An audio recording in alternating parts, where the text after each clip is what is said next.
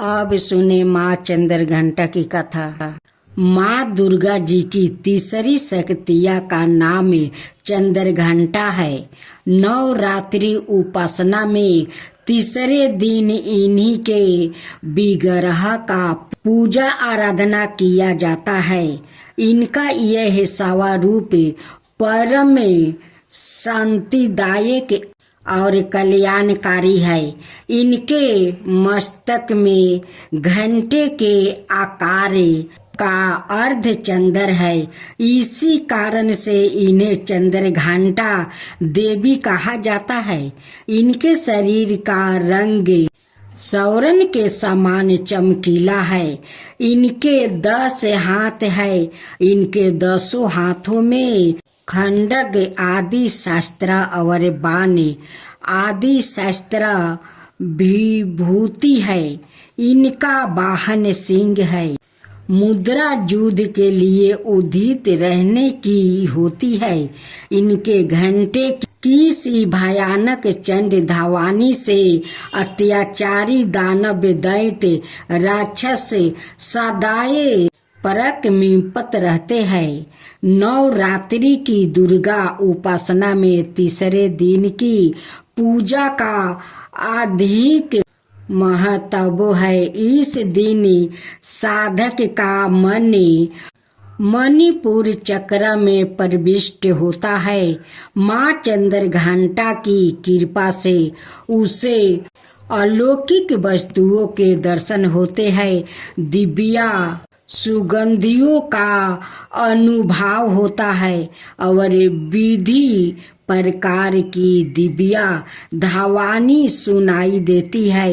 यह क्षण साधक के लिए अत्यंत सावधान रहने के होते हैं। माँ चंद्रघंटा की कृपा से साधक के समस्त पाप और बाधाएं विनष्ट हो जाती है। इनकी आराधना सद फलदायी है। इनकी मुद्रा सदाए युद्ध के लिए अभिमुख रहने की होती है। अत भक्तों के कष्ट का निवारण यह अत्यंत शीघ्र कर देती है। इनका वाहन सिंह है और इनका उपवासक सिंह की तरह परिक्रमी और निर्भय होता है। इनके घंटे की धावानी सदा अपने भक्तों की प्रेत बाधा दी से रक्षा करती रहती है।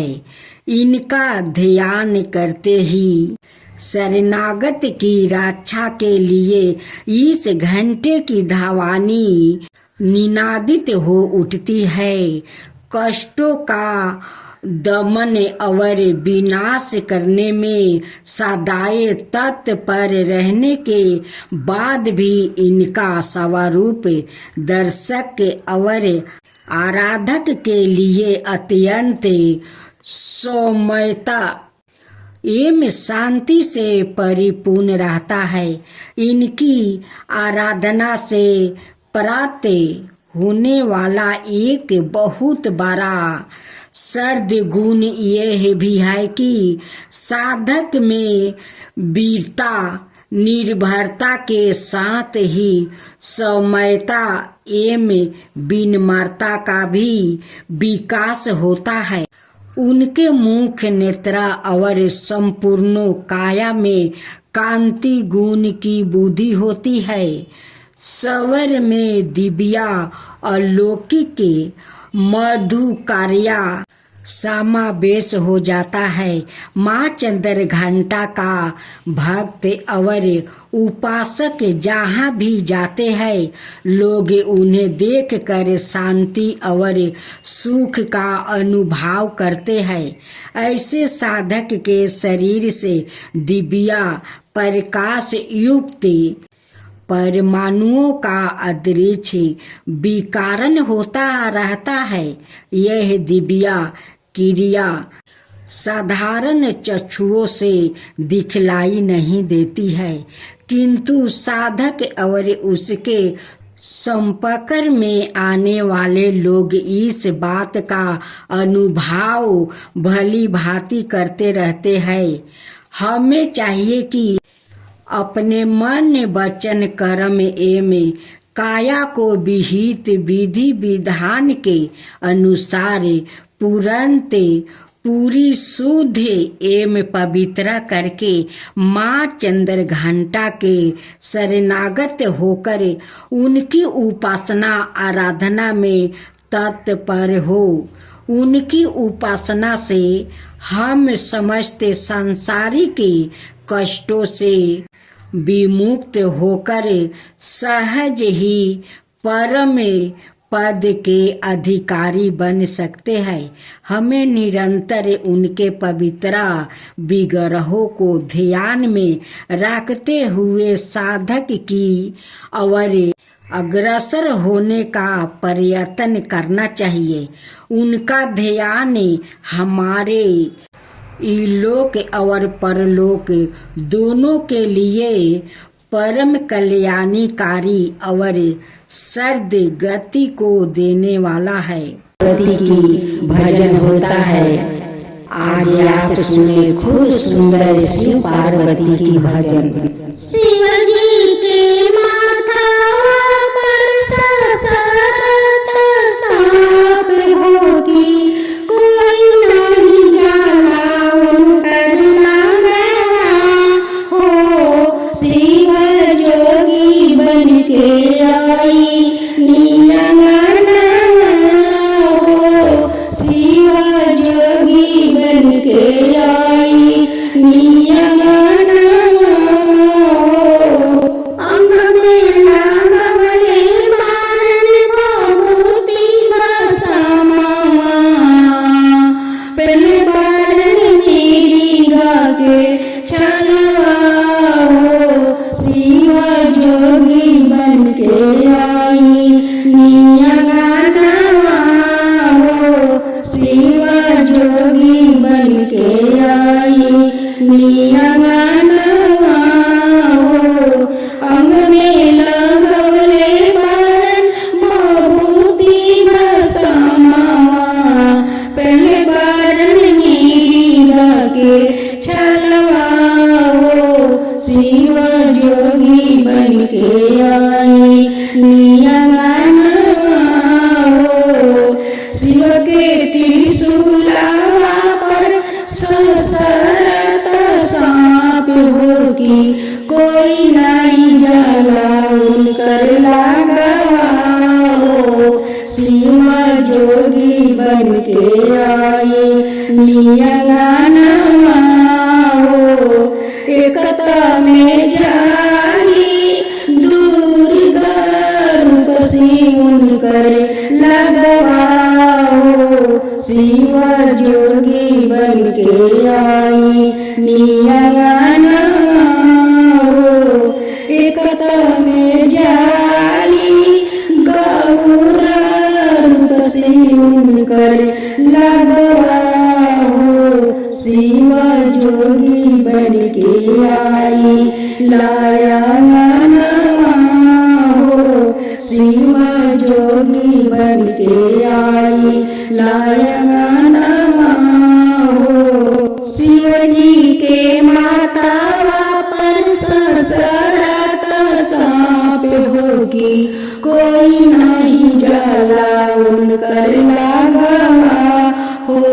शिव जोगी बन के आई नियंगना हो। गलवा में ससरत सांप होगी, कोई नहीं जाला उनकर लगवा हो। शिव जोगी बन के आई लायंगना हो। एकता में जालिनी महामैया दुर्गा हो, उहे त जाली उनकर लगवा हो। शिव जोगी बन के आई लायंगना हो।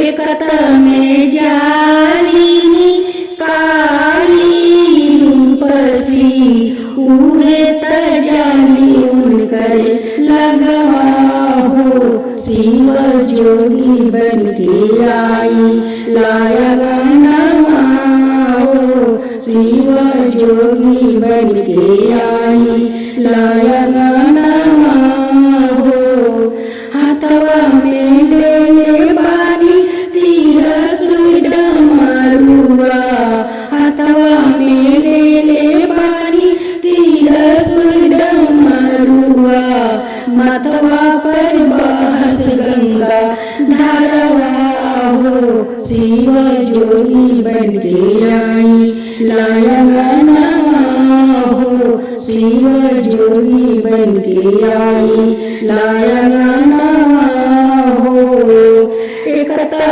में जाली कतियानी मैया दुर्गा हो एकता में जाली से कंदा मैया दुर्गा हो उहे त जाली उनकर लगवा हो शिव जोगी बन के आई लाया गानवा हो शिव जोगी बन के आई लाया गानवा हो कनवा में पहनले बारन बिच्छू के कुंडलवा कनवा में पहनले बारन बिच्छू के कुंडलवा हाथवा में ले ले बंड मरुआ हो शिव जोगी बन के आई लाया गानवा हो शिव जोगी बन के आई